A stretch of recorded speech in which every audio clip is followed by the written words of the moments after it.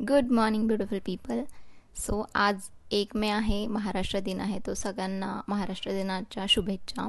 So हे माझं new account आहे. जे माझं प्रिव्हियस अकाउंट होतं ते फॉर नो रिझन इंस्टाग्रामकडनं डिॲक्टिवेट झालेलं आहे. सो मी नवीन अकाउंट ओपन केलं. सो याच्यावरती आता डेली ब्लॉगच्या सिरीज येत राहतील. ठीक आहे, तो फॉलो करायला विसरू नका. सेकंड, माझी मॉर्निंग झाली आहे, जसं की तुम्ही बघितलं 10:30 वाजता. त्याच्यानंतर मी उठले, गरम पाणी पिलं आणि माझ्याकडे फ्रीज नाही आहे. दॅट्स वाय दूध जे आहे ते फुटून गेलं होतं.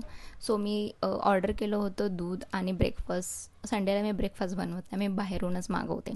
सो ब्रेकफास्ट येऊसपर्यंत मी थोडंसं सॉंग्स ऐकत बसले आणि मला परत झोप येत होती. सो थोडीसं मी झोपून सॉंग्स ऐकत बसले. थोड्या वेळाने माझं पार्सल आलं होतं. सो मला हेअर ग्रोथसाठी एक कढीपत्त्याचं तेल बनवायचं होतं. सो मी कढीपत्ता पण ऑर्डर केला आणि नाश्त्यासाठी मी इडली आणि मसाला डोसा केला होता.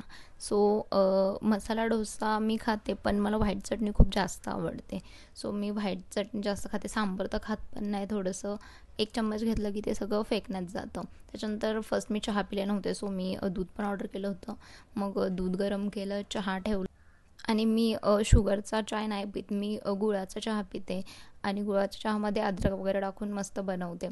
चहा झाला होता आणि हे जे कुल्हड चायचं असतं ना, ते मी डीमार्टमधनं आणलं होतं. सो मला त्याच्यामध्ये चाय प्यायचा होता आणि थोडंसं जे गुळाचा चहा बनवतो ना, तो फुटतो आपण त्याच्यामध्ये दूध टाकल्यावरती. मग मला मम्मीने सांगितलं होतं की दूध आणि चाय दोन्ही पण थंड झालं ना, की मग त्याच्यामध्ये दूध टाकायचं असतं. मग मी चाय बनवून घेतला आणि मग नाश्ता करायला बसले. चाय पिला, नाश्ता झाला. त्याच्यानंतर जी पण सगळी भांडी होते ते मी भांडे घासून घेतले, बेसिन क्लीन केलं आणि त्याच्यानंतर थोडंसं मला घर पण साफ करायचं होतं. सो मी झाडू वगैरे मारून घेतला थोड्या वेळाने. Thanks for watching. नेक्स्ट ब्लॉगमध्ये भेटूया. Bye bye.